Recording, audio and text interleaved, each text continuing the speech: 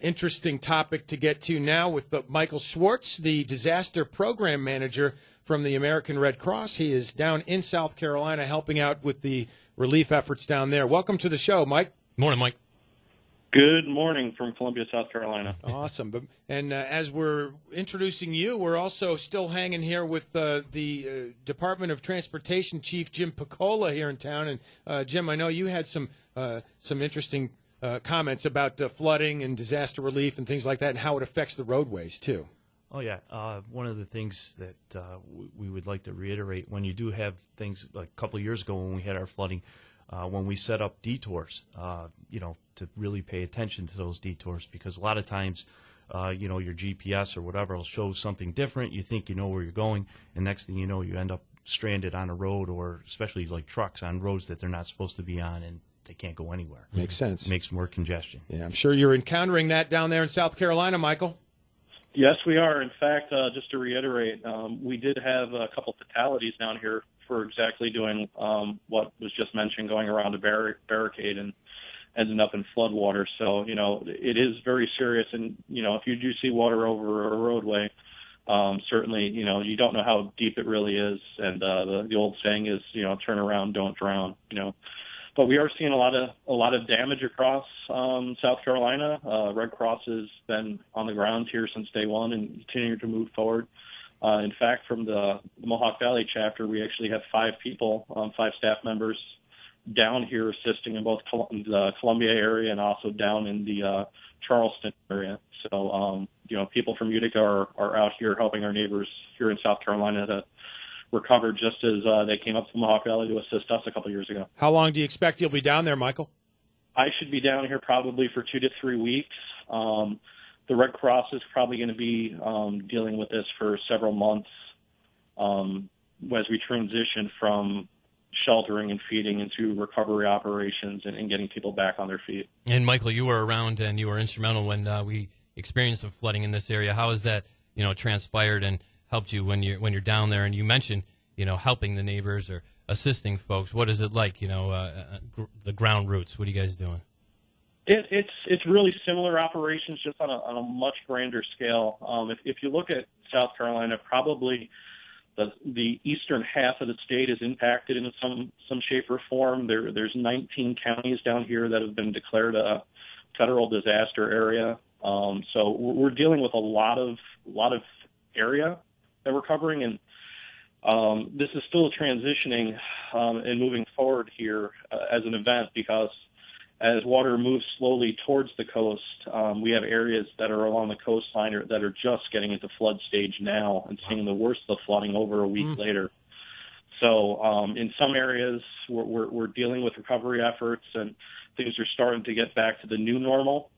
Here in the Columbia area, we've transitioned our shelters out of schools and into community centers so that we can get children back into schools and back into a comfortable routine, some sense of normalcy. But as we're doing that, we're also working on the coast, dealing with people that are just starting to see the severe impacts over the next couple of days. Yeah, I know the football program at South Carolina was affected too, because they had to switch the home game against LSU over to Baton Rouge and play on the road instead against LSU. And I know that was a bit controversial for some folks down there, but of course, safety first, right?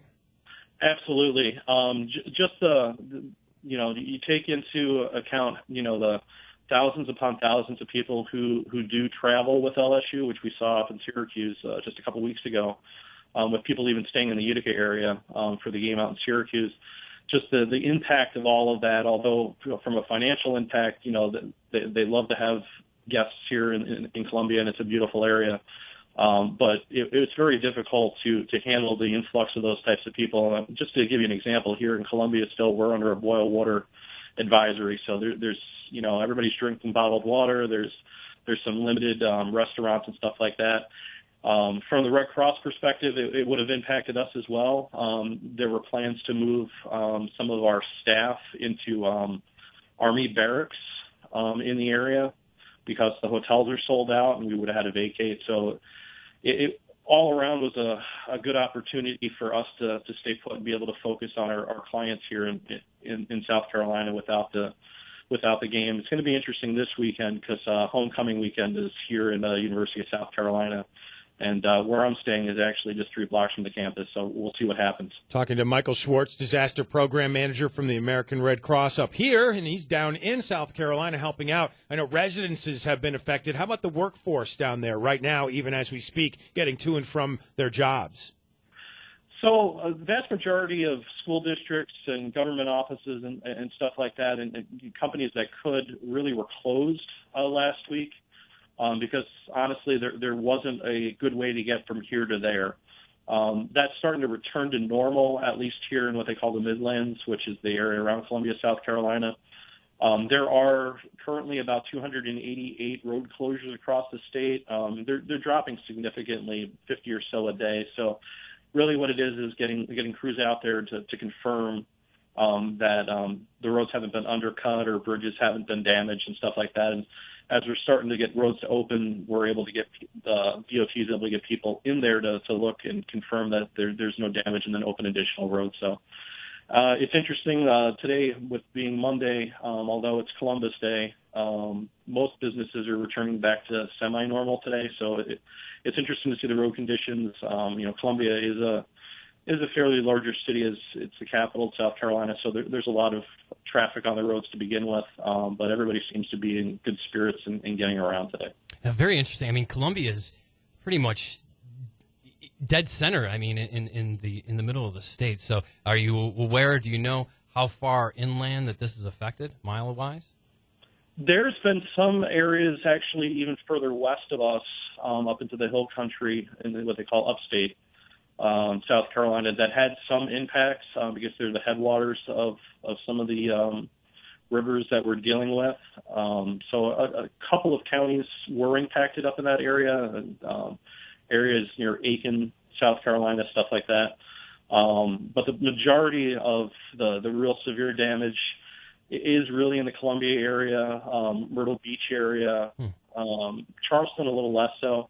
But that's just as much due to the population density as it is to the storm conditions that they had. And Michael, as you sit there in South Carolina, and we sit here with Jim Piccola, the Department of Transportation Chief in New York State, here in our studio, maybe you guys could say briefly, just talk about how the long-range efficacy of the roadways is changed, and how much repair is in need of the roadways down there or here when floods occur. Guys, if you just talk about that for just a moment. When we had those floods, it was amazing what water, the damage it does. It took us almost a year to really get everything back to where it was before. It was just devastating. Same thing down there, I'm sure, Mike? Yeah, absolutely. I guess the advantage they have here down in the south is that they don't see the colder weather as quickly as we do up north, so they should be able to get repairs done maybe a little bit quicker because they can be putting down pavement later into the year. But, yeah, there's a lot of undercut roads and bridges that were, run over where the water just went right up and over the top of it, which does damage to the structure of the bridge. But very similar damage to what we saw in the Mohawk Valley, just on a much larger scale. But they are working. In fact, last night, leaving the disaster relief headquarters at about 8 o'clock last night, they were already doing some repairs on a couple of the interstates on a Sunday night. So they're doing everything possible to try to get things back the best they can, prioritizing the roads that they're repairing first. And Mike, the demeanor of the folks there, the overall sense, their spirit, what is it like? Is it starting to lift? Are they starting to try to get back to some of the area and rebuild, or thoughts of rebuilding? Yeah, absolutely. I have to say, this isn't my first time going out on a disaster relief operation, but generally in the South, everybody's, very nice and very welcoming. But I've never seen a response like this before. I haven't been able to go anywhere wearing anything with Red Cross and not be either given a hug or said thank you or those types of things. So, it really keeps you moving forward and keep you focused and wanting to do the good work that we're doing, just to, help out the clients that have been impacted. And they're very thankful. Even if they haven't been impacted, people are asking how do I donate? How do I do this? So, it's very heartwarming to see. All right, Mike, thanks for taking some time out to give us a report. Yeah. Yeah. Keep up the good work. Thank you. All right, Michael Schwartz from the American Red Cross here, and he's down in South Carolina helping out down there. It's 7:54, and Jim, thanks for stopping by from the Department of Transportation here, too, as My well. pleasure. All right.